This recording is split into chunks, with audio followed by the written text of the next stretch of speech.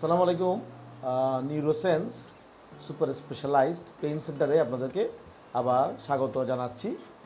আমি ধন্যবাদ জানাচ্ছি যে ডাক্তার আমাদের কাছে এটা রেফার করেছেন মা ও শিশু হাসপাতাল থেকে, অর্থোপেডিক সার্জন। তো ওনার এই আঙ্গুলটা আপনারা দেখতে পাচ্ছেন একটু ডিফর্ম বা বাঁকা হয়ে গেছে, স্ট্রেট না, এটা এক ধরনের এরকম একটা বাঁকা হয়ে গেছে। ওকে, এটাকে আমরা বলি মেলাট ফিঙ্গার বা মেলাট ডিফর্মিটি। একটা ইঞ্জুরির হিস্ট্রি আছে, একটা আঘাত পেয়েছিলেন। তো আমার কাছে ডাক্তার সাহেব পাঠিয়েছেন যে কোনো টেন্ডন ইঞ্জুরি আছে কি না। যদি এদিকের টেন্ডনটা ইঞ্জুরি হয় তাহলে এদিকে টেন্ডনটা ওভার অ্যাক্টিভ হয়ে এটাকে টান দিয়ে এভাবে করে ডিফর্মিটি হতে পারে।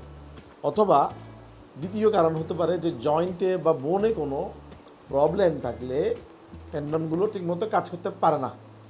ইন দ্যাট কেস এই ডিফর্মিটিটা হতে পারে। তো আমরা একটু আলট্রাসোনোগ্রাফি এটা সমাধান দিয়েছে সুন্দরভাবে, আমরা একটু চেক করে দেখছি, সেটাই দেখাচ্ছি কীভাবে আমরা চেক করি।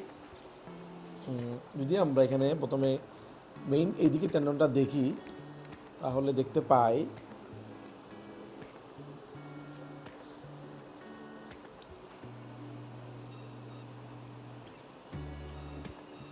ফ্রিজ করে দেখাতে হবে। ওকে, এইটা টেন্ডনটা, তো এটা হলো ডিস্টাল ফ্যালাংস, লাস্ট আঙ্গুলটা।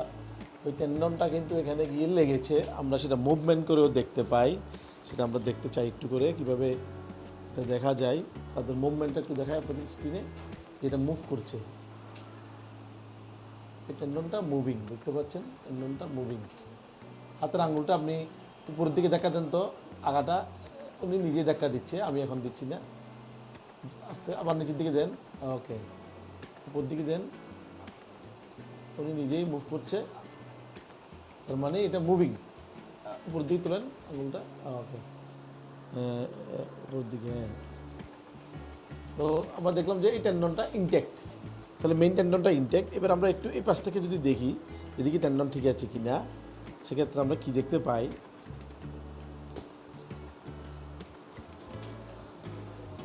দেখুন এই টেন্ডনটা আরও সুন্দরভাবে দেখা যাচ্ছে এখানে। এই কালো টেন্ডনটা এদিকে গেছে, এখানে গিয়ে লেগে গেছে, দেখতে পাচ্ছেন। আমরা একটু মুভ করছি, এই দেখতে পাচ্ছেন টেন্ডনটা নড়ছে, মুভিং।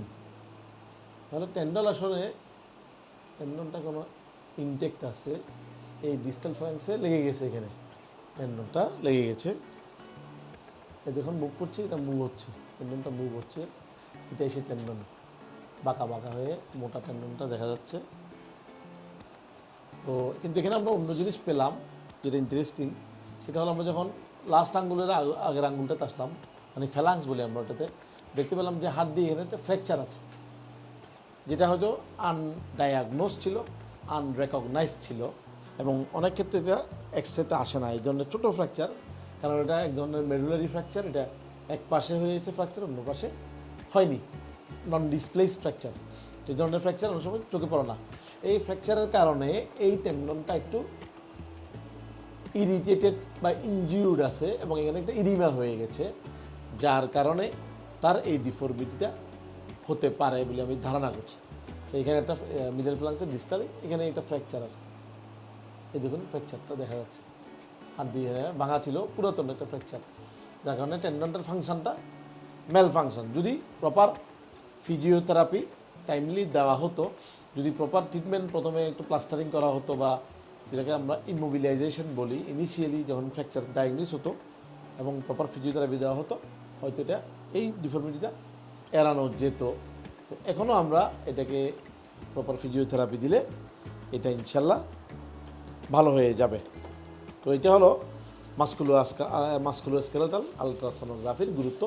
এক্সরে দিয়ে এখানে কিছুই করা যাবে না, কিছুই ডায়াগনোসিস করা যাবে না। ধন্যবাদ।